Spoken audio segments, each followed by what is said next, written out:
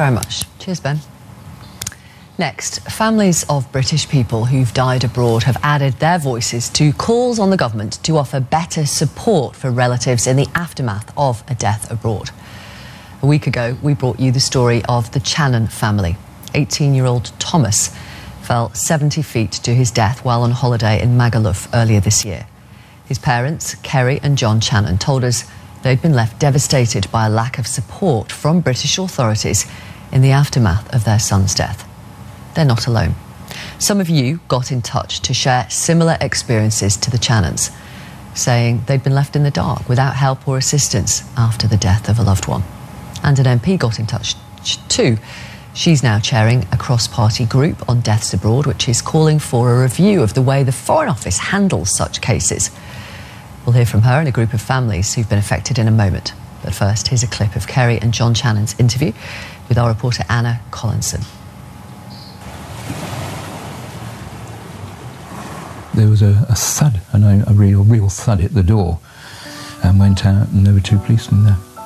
And I just felt something was wrong. You don't get policemen coming into your door if not. And I just looked at them and I said, "Is it Kerry or is it Tom?" And those horrible words, "Are you the father of?" And as soon as he said that, I knew there was something really, really bad. And that really was it. You know, I came in, I had to try and then break the news to his brothers, who are clearly then distraught.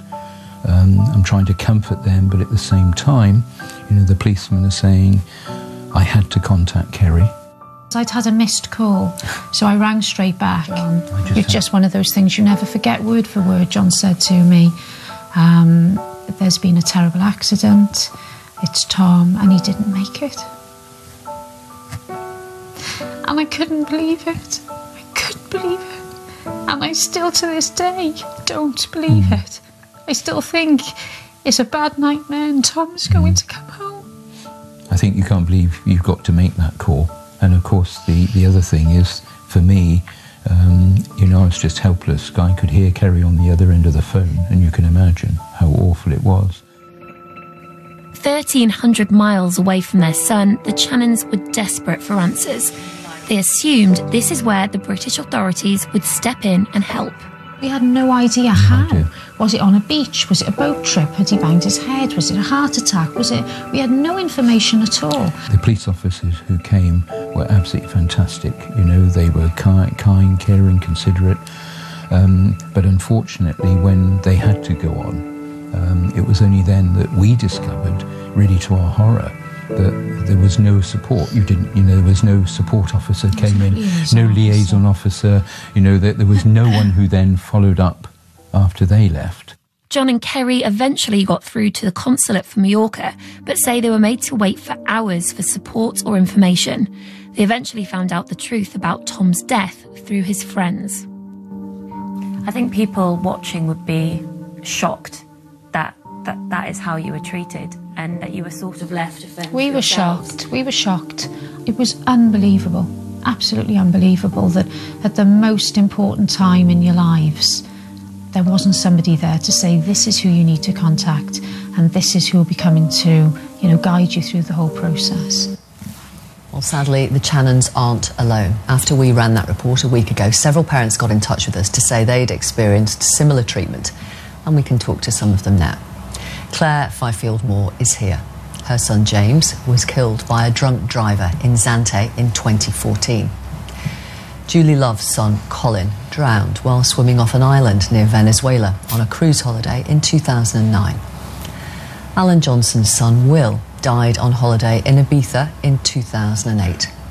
Also here, Hannah Bardell, an MP from the Scottish Nationalist Party. She's now chairing a parliamentary group set up to look at how the government deals with deaths abroad.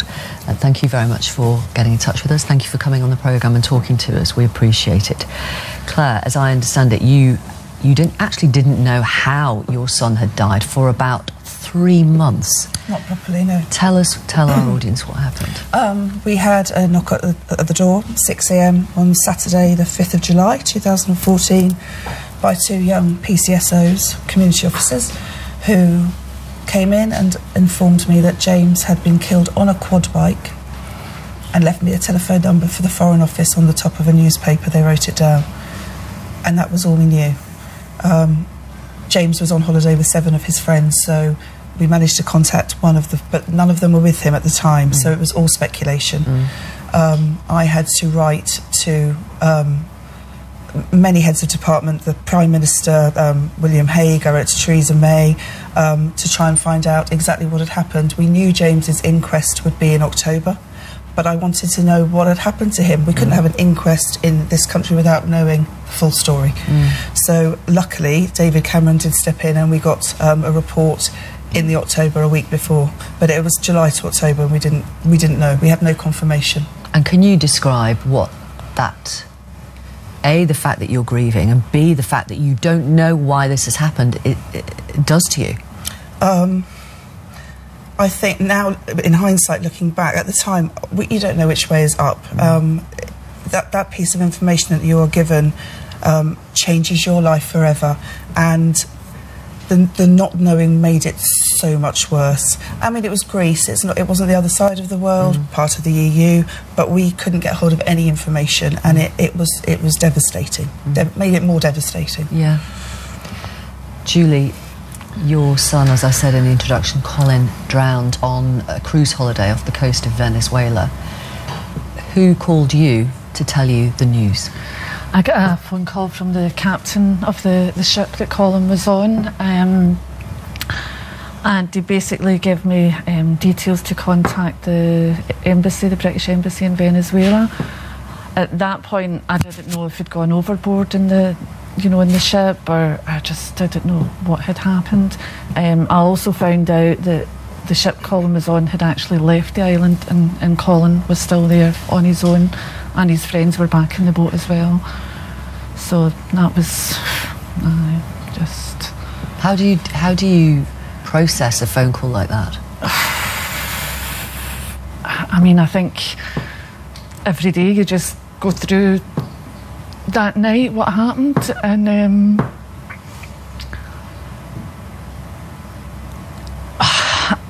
I think for me, I kind of get angry at, how dare they treat my son like this? Why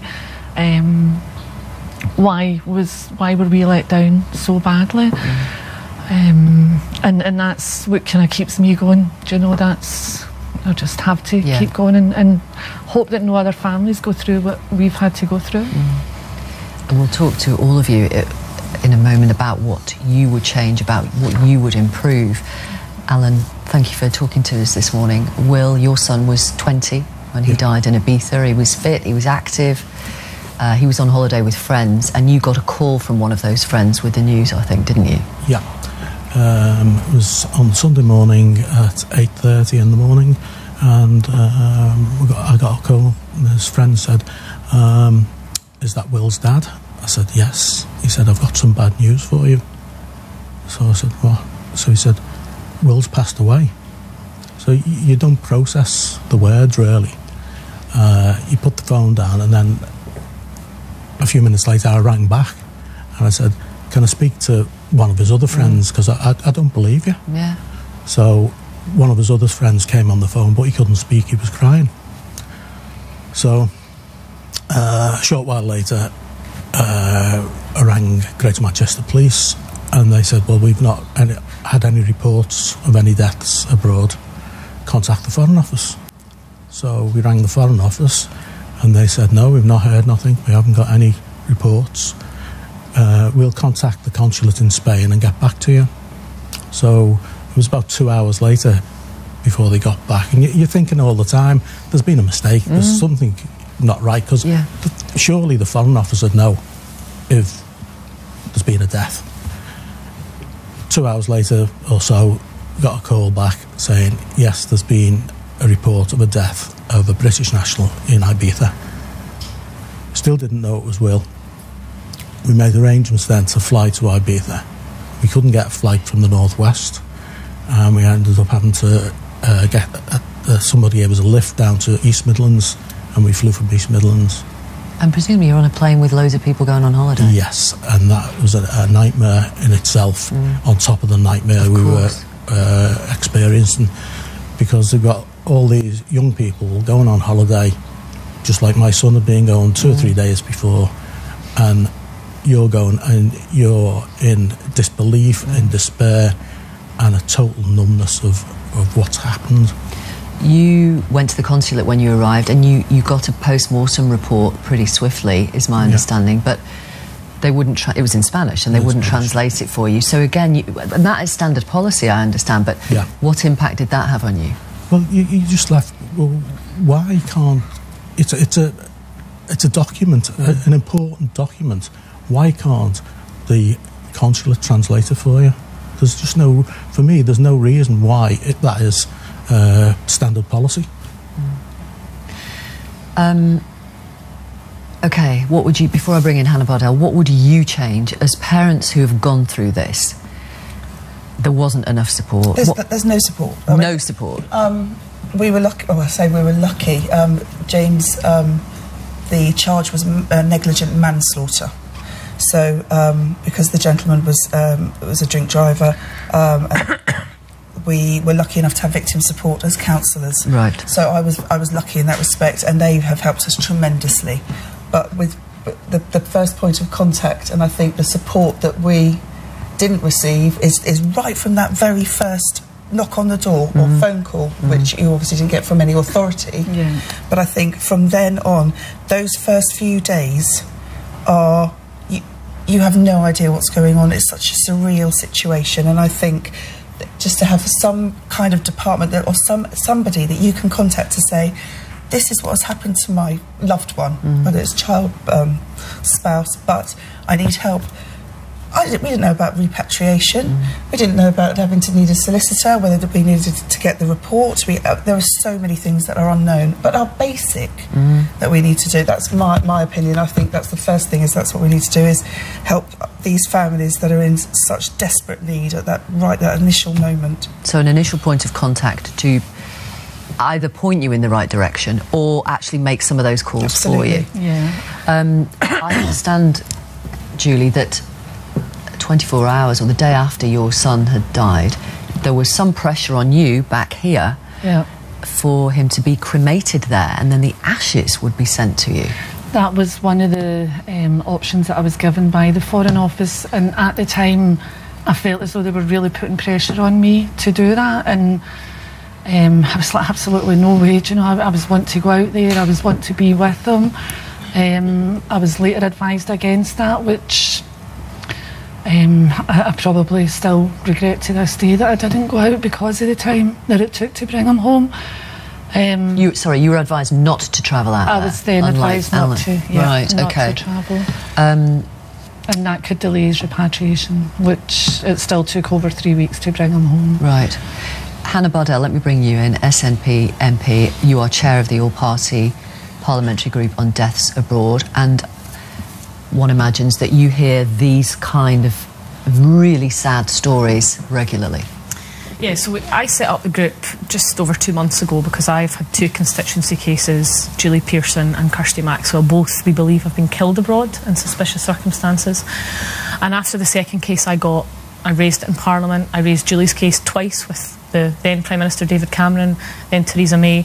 Nothing seemed to be happening, and it seemed like exactly the same failings in the system. And I just have to say how brave the families are to come on and talk about it, because the families, we've had over 40 families give evidence now in the last couple of months, and time again we hear the same stories that, you know, and we do respect the fact that foreign service officers have a very difficult job. We have respect for them. I'm sure every family would say that. But it's very clear that they either don't have the right training or don't have the right resources. And I think it is about resources and protocols in place to give the right support. And a single point of contact, repatriation services and support, financial support with that, translation services, absolutely vital. I don't understand why the Foreign Office, with all of its expertise and resource, cannot have a central point where they have translation services, because I've got families, 2 families, who still are trying to get documents, funding to get documents translated. And the fact that we've got, time and time again, families having to put crowdfunders up just to get the body of their loved ones home. And there's also sort of, say, peripheral stuff that we're looking at, like airlines and airports. So, like, you know, Alan saying, going out, my families have had to go out on airplanes where there's, you know, hen parties, stag parties, folk going on holiday. Now, some of that can't be avoided, but we have heard good experience of company, for example, like Jet2, making sure the family were taken through security very quickly, that they were met at the other end. But there's so many horror stories and so many families saying, I was lucky because. No family should have to be lucky. Every family deserves to be treated with dignity and respect, and that's what we're looking at. And we're looking at practical solutions. We're working cross-party, and we want to work with charities and organisations and MPs across the House. We are obviously asked for a statement from the Foreign Office. This is what they've told us today. The death or serious injury of a loved one is hugely distressing, particularly if it happens abroad. And our deepest sympathies go to all families who've lost loved ones abroad. Our dedicated staff work hard to assist British people and their families. However, we cannot interfere in another country's legal proceedings, and the British police can only assist in an overseas investigation if the local police invite them to do so. We're in regular contact with the authorities abroad about their investigations into tragic incidents involving British nationals so that we can keep families informed. See, I think there's some quite serious issues with that. Firstly, the whole invitation thing. You know, invitations can be, let's say, manufactured through diplomatic relations. And I think there's a bit of a contention here about diplomatic relations and consular services. And we know that there are cases where the UK government have put significant pressure on, have worked very closely with a foreign government to get the police invited across. It seems like very often if something is high profile in the media, again, more resource is allocated. It has to be a level playing field. It can't be about he or she who shouts the loudest gets the best support. And I think that all of the families have, you know, have highlighted that police investigations, and the ones I'm dealing with, very, very complex. But Kirsty Maxwell's clothes were destroyed by the police in Spain. They destroyed key pieces of evidence, and there doesn't seem to have been any repercussions for that. Alan, how do you respond to this statement? Our dedicated staff work hard to assist British people and their families. Well, the consulate in Ibiza is open Monday to Friday. I think it's 8:30 to 12:30, and there's a phone line contactable up to 4 o'clock. Then what happens if someone dies or is seriously injured outside these hours? Who do the Spanish authorities contact? So, how do you react, Julie, to that statement? I think it's just platitudes from the Foreign Office. For me, there's just no consistency across the board in how families are treated. I actually set up a charity in Scotland to support families, and the hundreds of families that I've spoke to, do you know, this kind of statement goes out that we are supporting families, and they're not. And in 2014, 2015, the Foreign Affairs Select Committee actually had a consultation, and they spoke to over 100 families, and they taken evidence at committee level, and from that, I think the committee actually